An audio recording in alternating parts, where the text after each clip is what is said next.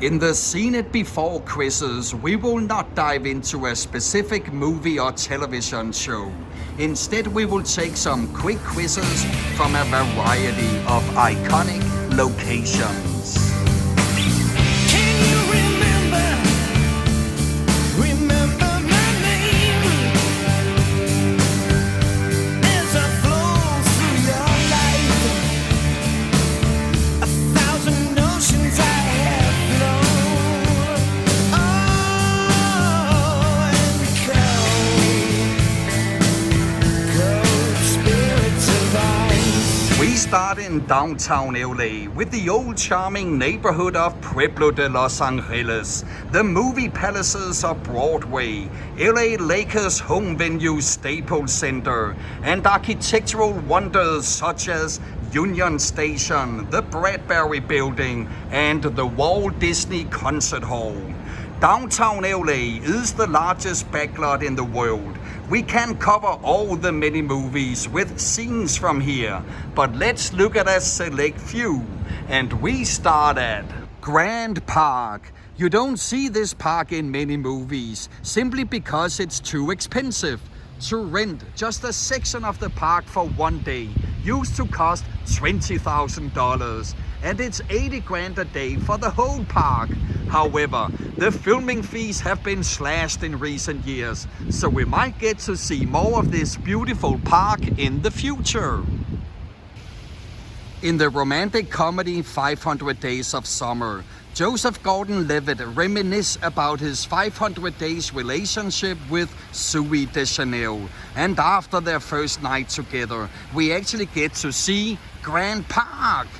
An overjoyed Joseph dances at the Arthur J. Will Memorial Fountain and is soon joined by bystanders. Joseph was dancing to the tunes of You Make My Dreams. Which duo made this smash hit from 1980? What I want, you got, and it might be hard to handle, but like a flame that burns a candle, the candle feeds the flame. Yeah, yeah, what I got, full stock of thoughts and dreams to scatter, and you pull them all together, and how I can't explain. Oh yeah, well, you make my dreams come true.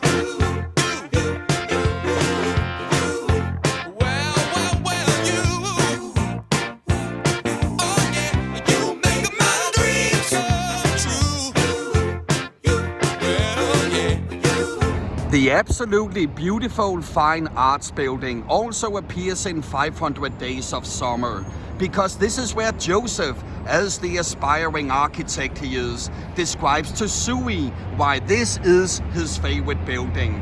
Just look at how the facade echoes the classic arrangement of a Renaissance palace in distinct lower, central, and upper sections.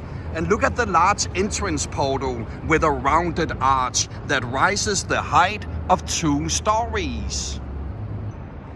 The architecture plays a third lead character in 500 Days of Summer. We even see Joseph reading Alain de Botton's book, The Architecture of Happiness.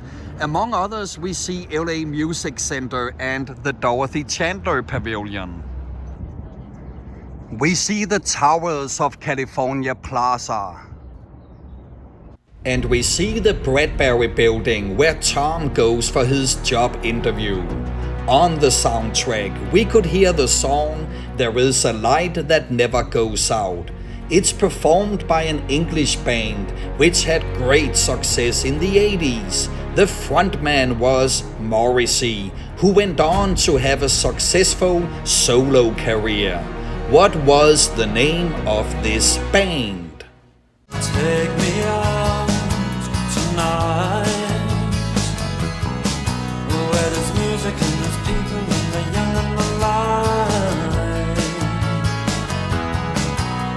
Driving in your car, I never want to go home, because I haven't got one anymore. Take me out tonight. to see people and I want to see life.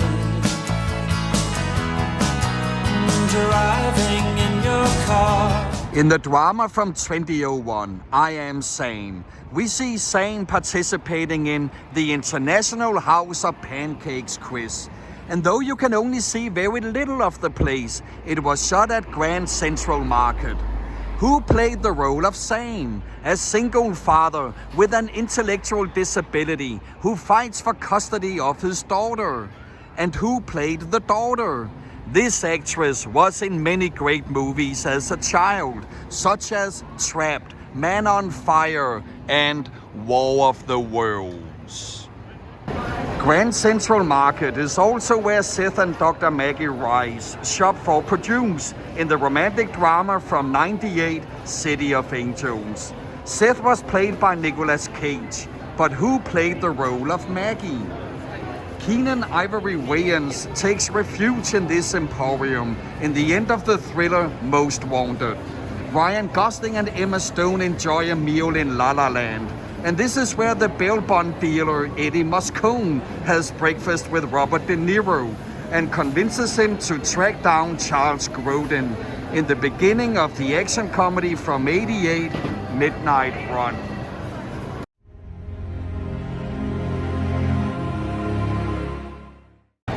Who played the role of Eddie Moscone? He has had numerous supporting roles in high-profile films and television series. He played Cypher in The Matrix.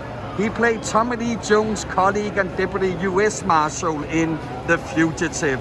And his role as Ralph Cifaretto on the drama series The Sopranos won him an Emmy Award for Supporting Actor. With prolific action film director Michael Bay in the driving seat, we got Ambulance in 2022, a movie packed with gunfights and explosions. The story follows two bank robbers, the adopted brothers Danny and Will, who attempt to pull off a $30 million bank heist, and it ends in an adrenaline-filled cat-and-mouse chase through the streets of LA. The heist and the big shootout scene took place here at the LA Times building. Who played the role of Danny? You also know him as the villain Mysterio in Spider-Man Far From Home. The drama series from 2022, The Lincoln Lawyer, takes place all over LA, including numerous scenes from this pedestrian bridge. Who wrote the novel The Brass Verdict, which the show is based on? He also wrote the Harry Bosch novels. Manuel Garcia Rulfo portrays criminal defense attorney Mickey Haller, aka the Lincoln Lawyer, in the show.